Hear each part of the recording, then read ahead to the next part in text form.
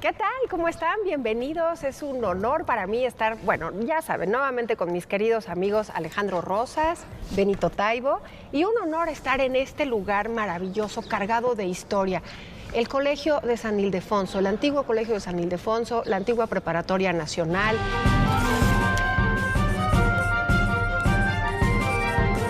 Mucha historia, este edificio barroco, bueno, está construido en dos partes, pero desde aquí el ADN de la historia, porque queremos rescatar todo eso que ha significado esta construcción que está nada más y nada menos que enfrente del Templo Mayor en el centro histórico de la Ciudad de México.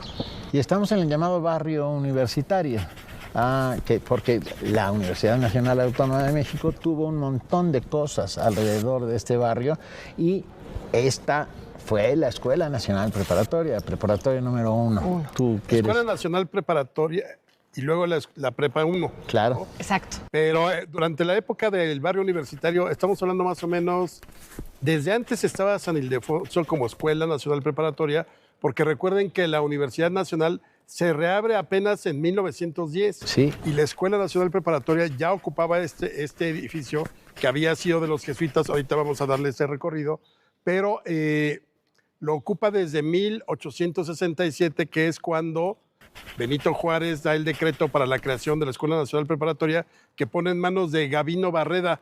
No, Gavino Barrera sacó sus pistolas. Ese es el del corrido. Ese es el del corrido. Este es el gran liberal, pero además ya con la idea muy clara del positivismo, Gavino Barreda. Sí, que obviamente se basa en Augusto Comte, un francés que, bueno, eso conocemos bien, esa historia del porfiriato. Ahora, este inmueble tiene esa huella, esa impronta que dejaron los jesuitas. Los jesuitas fue de las últimas órdenes mendicantes que llegan en el siglo XVI, 1572, con una clara visión de escuela, de dar clases, de tener toda esta parte de darlo a los jóvenes. Pedagogía. De hecho, pedagogía, gracias Benito, de pedagogía. De hecho, esta calle se llama Donceles porque los jovencitos estudiaban aquí en la escuela, digamos, en el colegio de los jesuitas. Este colegio se funda en el siglo, obviamente el inmueble es del siglo XVIII y del siglo XX la parte que da al sur. Bueno, cuando están los jesuitas, que a mí me parece una historia maravillosa, lo hemos dicho muchas veces, el sentido criollo, el sentido de lo mexicano, lo hacen ellos. Y en 1767, que son expulsados, es uno de los antecedentes de nuestra independencia. Entonces estamos hablando del corazón de México, de esa educación, de eso mexicano que durante muchos siglos se empezó a cocinar, y aquí estaba esa escuela de los jesuitas. Rápido para hablar de los jesuitas y de sus colegios, esta revista de Artes de México hace un gran recorrido por esa visión pedagógica, Benito. Sí, hay que decir que, bueno, después de haber sido este lugar de jesuitas, durante la invasión francesa se convirtió en cuartel de los franceses en 1862 y luego volvió a retomar su espíritu pedagógico, vamos a volver a insistir con la bonita palabra de colegio, y se convirtió en una verdadera maravilla. Estos pasillos, estos patios estuvieron inundados de jóvenes durante casi 2 siglos, ya llegaremos al momento de hablar de los murales que contiene el antiguo colegio de San Ildefonso. Y no solamente eso, cuando llegan los jesuitas que decía Isabel, hacia 1572, obviamente ya muchas órdenes mendicantes ya estaban aquí. A mí me encanta lo de mendicantes. Órdenes mendicantes que piden, o sea, mendigas, pues, y volteas y miras el edificio y dices, pues, muy mendicantes. Bueno, porque entonces de pronto llegaba el papá y pues les voy a dejar mi óvulo, mi herencia para que sigan construyendo. Pues así fue como se fueron haciendo todas esas obras. Y no fueron los más ricos los jesuitas, eran los que eran más autosuficientes, ¿no? Por ejemplo, la pobreza de San Francisco. Y los más liberales. Exacto, también. Eso sí. Sí. De hecho, ese es el conflicto con el que van a entrar los jesuitas con la corona española, y por eso los van a expulsar en 1767 de todos los terrenos, de todos los dominios españoles. Donde había jesuitas, hay jesuitas. Pero fíjate, lo interesante es que el primer colegio importante, el de San Pedro y San Pablo, que el edificio está aquí cerca, que por cierto, ese edificio de San Pedro y San Pablo albergó al primer congreso de México, del México independiente. Maravilloso, claro. Ahí fue donde se instaló por primera vez el Congreso. Pero lo interesante es que sí estuvieron metidísimos durante toda la época virreinal y luego buena parte de los últimos años, bueno, hasta 1767, fue el semillero intelectual de la Nueva España aquí. Claro, o sea, independientemente el de arraigo. que podían llegar de otros lugares o que ponían ya con mucha educación, aquí nace el patriotismo criollo. La Totalmente. idea, de hecho, también por eso expulsan a los jesuitas, porque se empieza a sembrar la idea de la independencia. ¿En qué sentido? ¿Qué es el patriotismo criollo? Donde empiezan a educar a las nuevas generaciones con la idea de, a ver, ustedes ya nacieron en este territorio. La extensión de estos 4.400.000 kilómetros cuadrados es de nosotros los que vivimos aquí. La idea de la Virgen de Guadalupe como un símbolo de identidad es también del patriotismo criollo. Francisco Javier Clavijero, Totalmente. Francisco Javier Alegre. O sea, realmente fue una revolución, vale la pena decir, quizá de las conciencias, hasta que le cortaron la conciencia a los jesuitas, 1760. Y le sale, perdón la expresión, pero el chirrión por el palito, que sería muy lindo saber de dónde viene esa expresión, pero la decía mi abuela y mi mamá, porque justamente, Alex, esa idea de lo ya mexicano, ya somos otros distintos, que empieza como una autonomía moderada de lo que era España, que eran distintos.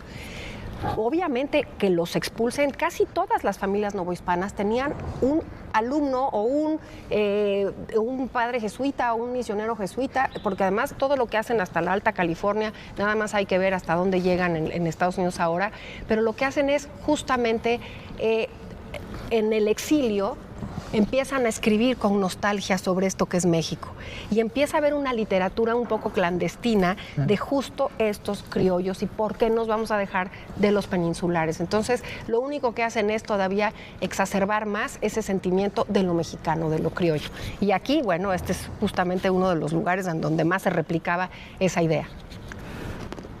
Damos un salto hacia el siglo XX, hacia 1922, cuando siendo secretario de Educación Pública José Vasconcelos, ve este edificio espectacular, ve esos muros espectaculares que están alrededor de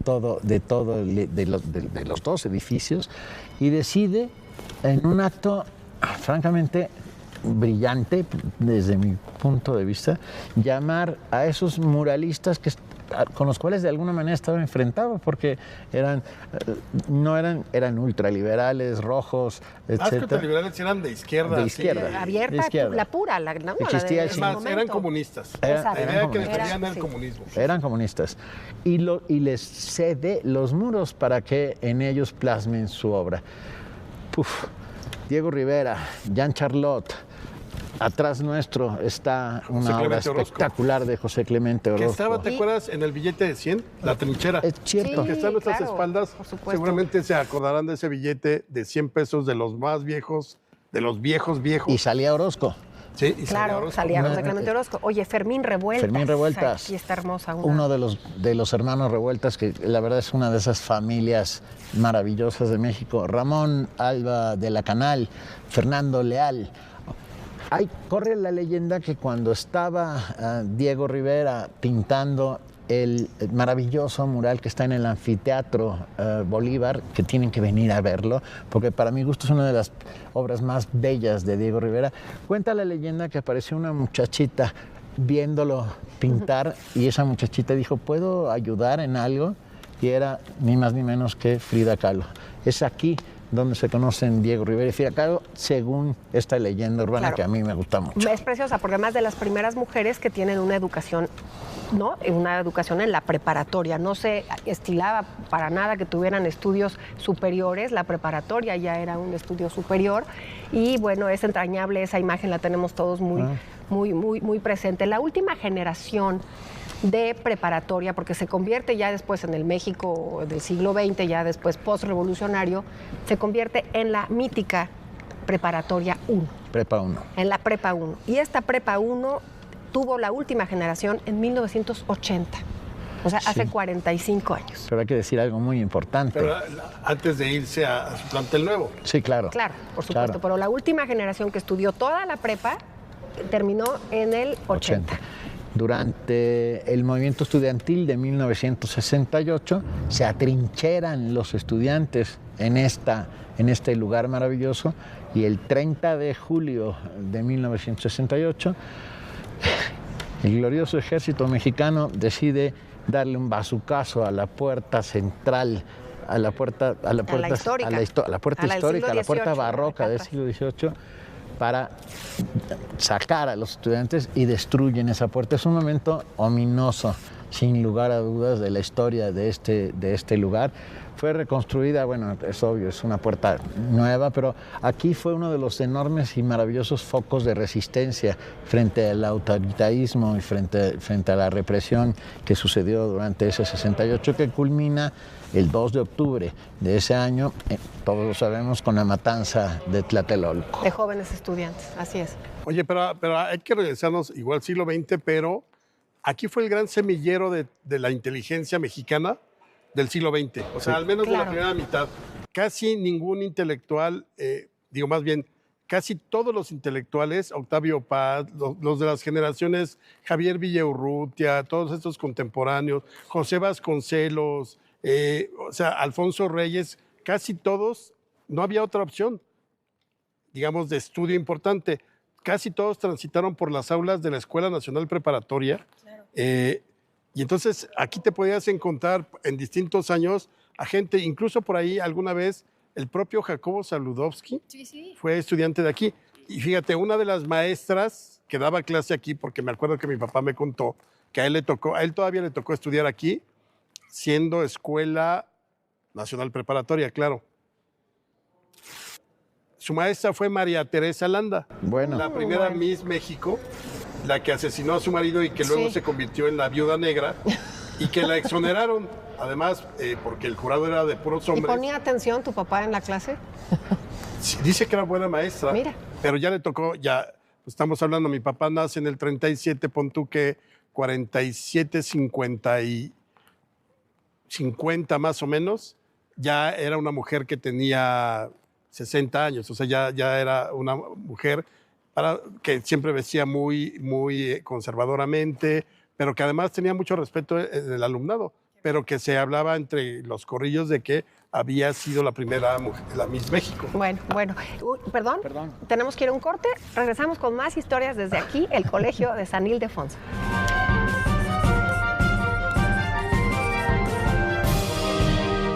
Ven a la gran venta nocturna.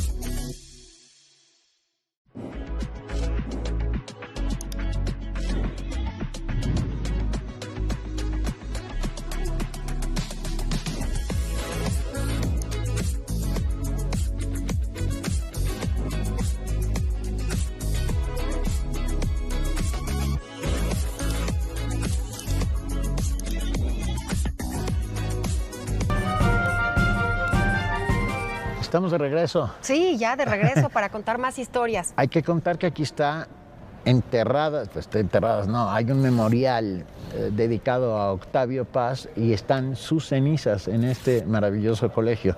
Y Octavio Paz escribió un texto bellísimo que se llama Nocturno de San Ildefonso. Solamente leo los primeros párrafos. ¿No quieres leer Piedra del Sol como alguna vez mi querido Héctor de Mauleón nos lo hizo en una comida? No, solamente un pedacito del memorial de San Ildefonso que justamente trata sobre esto.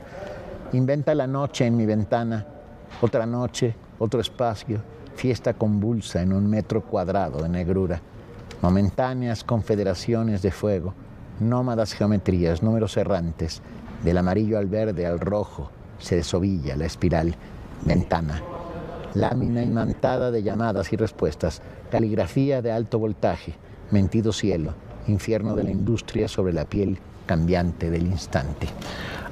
Precioso. Eran jóvenes estudiantes que no solo vivieron en carne propia lo que significaba esta Escuela Nacional Preparatoria, sino que vivieron sus primeros amores, que vivieron sus primeros devaneos con la política y con la policía.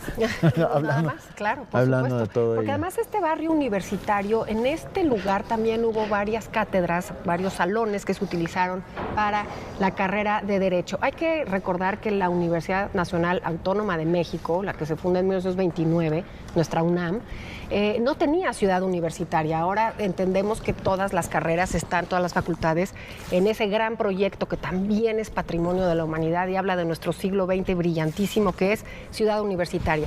Pero antes las facultades estaban en estos edificios y algunas clases de Derecho se daban aquí en San Ildefonso.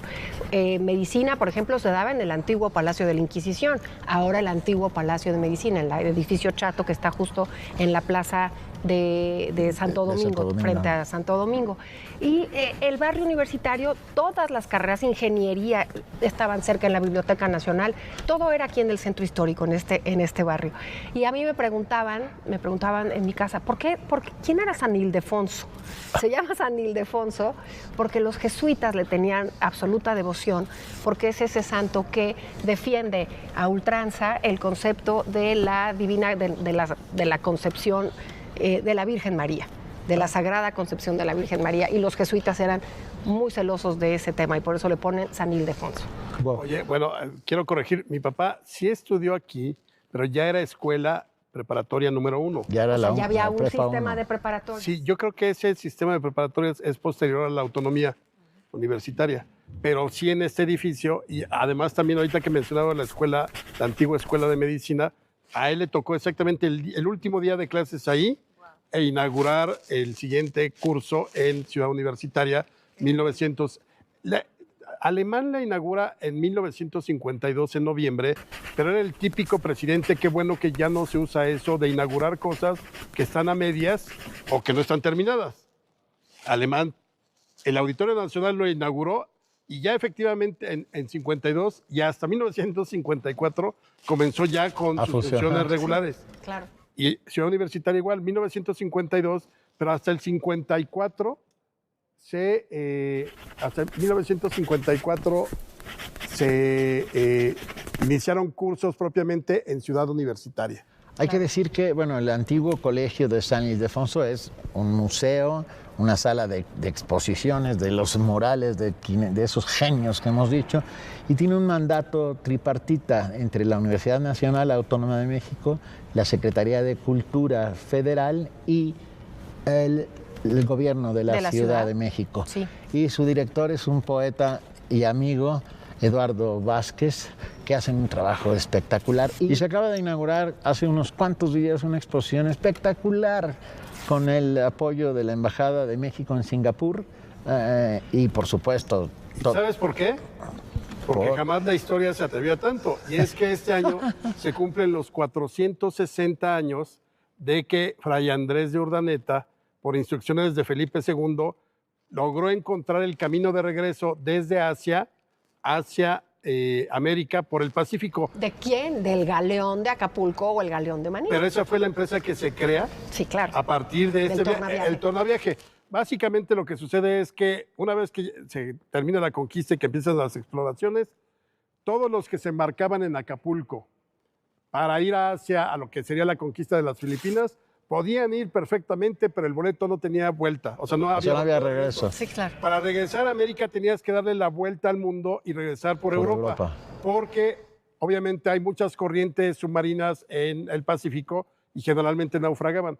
En 1564, Felipe II dice, a ver cómo le hacen, le dijo al virrey, consígame a 2 grandes marineros, Miguel López de Legazpi y Fray Andrés de Urdaneta, y ellos tienen que encontrar a como dé lugar el camino de regreso. Entonces se van, Legazpi se queda a conquistar lo que serían las Filipinas, que ya se llamaban así, Y Urdaneta es, pues te toca, maestro, buscarle el camino de regreso.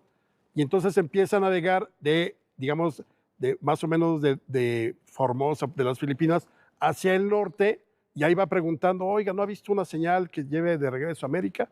Y en Japón le avisan. ¿Un letrero?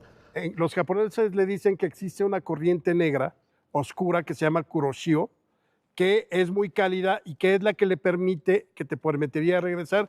Y efectivamente la encuentra, la toma, y 4 meses después de que parte de Cebú, llega finalmente a América, y es cuando ya a partir de ese momento se crea la compañía, porque era una compañía que se llamaba el Galeón de Manila, o también la Nao de China. Ese barco se llama la Nao de China. No, y era eran varias embarcaciones. Y este viento negro, que eso quiere decir Kuroshio, llegaba al norte del continente, llegaba a las Californias y luego iba bordeando hasta llegar a Acapulco.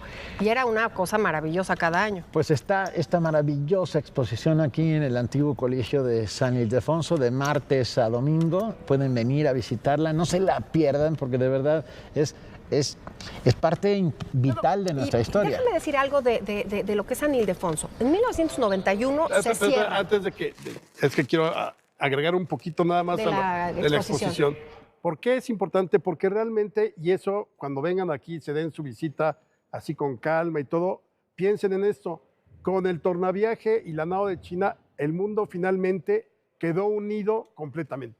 Antes era imposible, como les digo, no había manera de regresar desde Asia a América. Y entonces ya se podía ir de América a Europa o de Asia a América o viceversa. Entonces es importantísimo porque todas las mercancías, las más grandes mercancías, productos de arte, las especies, claro, venían de Asia, llegaban chino. a la Nueva España. México se convirtió en el Axis Mundi, o sea, en el eje del mundo, porque llegaban de Europa y de Asia lo mejor. Claro, y se podía llevar en sentido contrario al otro continente, que era más difícil llegar por los otros lados. Fíjense que es la ruta comercial más larga y más longeva en la historia de la humanidad, por el tiempo y por lo que estás diciendo, Alex, que se juntan los dos océanos, el mundo se abre. 250 años duró. 250 años dura, y además no nada más llegaban, Benito, especias, llegaban los cajones que se vendían en el Parián, que Parián es la voz en tágalo, que es lo que hablan en Filipinas, de mercado. El tágalo español también. También,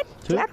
Y bueno, ese Parián que estaba aquí en el centro, que bueno, después se incendió, ahí se vendían esos cajones. ¿Pero qué llegaba? La seda, todo lo chino, los biombos, los tibores, marfiles y gente, la china poblana. La más mexicana de las mexicanas, que no era china ni poblana, que era de la India. Exacto, una mujer que llegó de India, que además todo le decíamos chinesco, todo lo que llegara de por allá le decíamos chinesco. Y fue una mujer muy, muy importante en la historia del virreinato, la china poblana. Lo que quería decir rápido sobre este inmueble que se rescata en 1991, se hace una gran remodelación. Son 2 inmuebles que ya se conectaron como uno de los lugares más importantes culturales de la ciudad. Conciertos, exposiciones, es un tesoro, es una belleza. En sí mismo es un museo. Exacto. Sea, todos los murales que están alrededor nuestro y en algunos de los espacios específicos, como el de Diego Rivera en el anfiteatro Simón Bolívar, es un museo vivo, maravilloso y de verdad una de nuestras grandísimas joyas. Una joya, exacto. Yo creo que uno de los espacios culturales más importantes como vestigio del virreinato, el arte colonial, la arquitectura colonial, el diseño de, toda una historia que está detrás, que esa ya se encuentra en libros, documentos y demás, pero simplemente por pararte aquí te das cuenta que era otro universo, aunque obviamente tiene ya mucha intervención del siglo XX, pero no es intervención, es más bien restauración. Entonces realmente puedes ver perfectamente lo que era el siglo XVIII, y yo creo que todavía antes de la expulsión de los jesuitas, porque luego sí, casi todos los colegios vinieron a menos, que bueno, lo decías, 1991 lo rescatan, qué bueno, porque era de esos edificios que podía empezar a perderse con el paso del tiempo. Y es verdaderamente magnificente lo que se vive en este lugar, el día a día. Yo recuerdo trabajar aquí enfrente, en contraesquina, en la casa del Marqués del Apartado. Yo también. Y era, ¿verdad?, del FONCA, yo trabajaba en la Comisión del Patrimonio Cultural, y venir aquí a San Ildefonso, y además aquí atrás estaba uno de las primeras sucursales que tuvo un restaurante que ahora es muy famoso con nombre de prelado. ¿Cuál es el nombre? ¿Cómo el se llama? Cardenal. De prelado de la iglesia, el cardenal. Sí, qué difícil. Exacto. Qué Porque, difícil. no, Bueno, para no- se llama, tiene 4 letras, no, Estaba artículo, verbo. vestido de rojo. No manches. Ok, perdón, en el Cardenal. Y justo cruzábamos por aquí, por el maravilloso San Ildefonso. Pero claro, lo que decías, Alejandro, ves ese siglo XVIII de este lado, pero también está vivo el edificio. Y ese siglo XX lo rescata de una manera maravillosa, que es el edificio sur, el que está, digamos, que da cara al Pero además, Templo fíjate Mayor. la monumentalidad de las construcciones. O sea, verdaderamente son como herméticas. Entras y estás en otro lugar. Aquí no se oye un organillero de ningún tipo. Es maravilloso. Es lo que más celebra. A mí no me disgustan de lo más mínimo. O sea, 15 minutos muy bien. El otro día me dijiste que ya también te habías adaptado cuando estábamos en el estanquillo. Porque Y ahorita todo el que tiempo vienen hay las cosas. vacaciones, Ay, la claro. gente que nos ve en otros estados de la República, en serio, vénganse al centro histórico, vengan al antiguo colegio de San Ildefonso, no se van a arrepentir. O sea, es de esos lugares que uno sale así como Extasiado. reconciliado con la Extasiado, historia, sí. reconciliado con la Ciudad de México, reconciliado con el centro histórico. A pesar de todo el caos que de pronto hay, vale muchísimo la pena. Están con Diego Rivera, están con José Clemente Orozco. Jean Por Charlotte. aquí estaba, en algún momento dado, caminaron juntos Gabino Barreda y Juárez cuando estaban planeando qué hacer. Justo Sierra. Justo Claro, Sierra, por supuesto, claro. que no hemos hablado justo de Justo Sierra. Justo. Justo, y con esta cruzada que tuvo por el porfiriato, de esta educación, de este positivismo.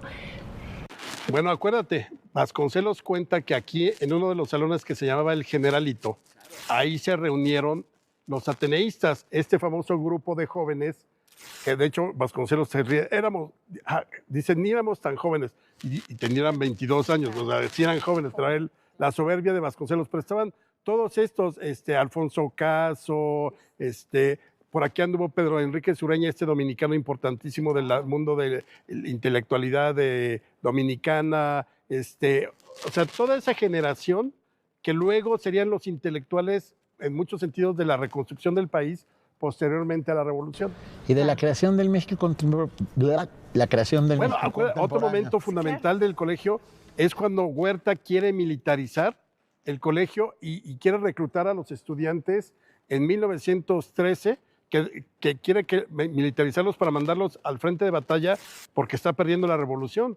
De esa generación hay un libro, bueno, es casi un documento, se llama 1915 de Manuel Gómez Morín, y él habla como el resurgimiento de lo que los estudiantes aquí estaban encontrando con la revolución. Ya era el momento de la crisis de la revolución y ya nos tenemos que ir, pero bueno, búsquenlo. tenemos que ir porque- 1915, Manuel Gómez Morín, es Claro, una joyita. pero fíjate, estudiantes, movimientos sociales, cambios del mundo, aquí, en estos semilleros, es aquí donde el pensamiento de la gente cambiaba. Nos tenemos que ir porque de un momento a otro terminan las clases y esto se va a llenar de estudiantes de los años 20 con su algarabía y Qué con sus belleza. ganas de conocer el mundo. Ay, no, qué cosa. Nos Precioso. vemos la próxima.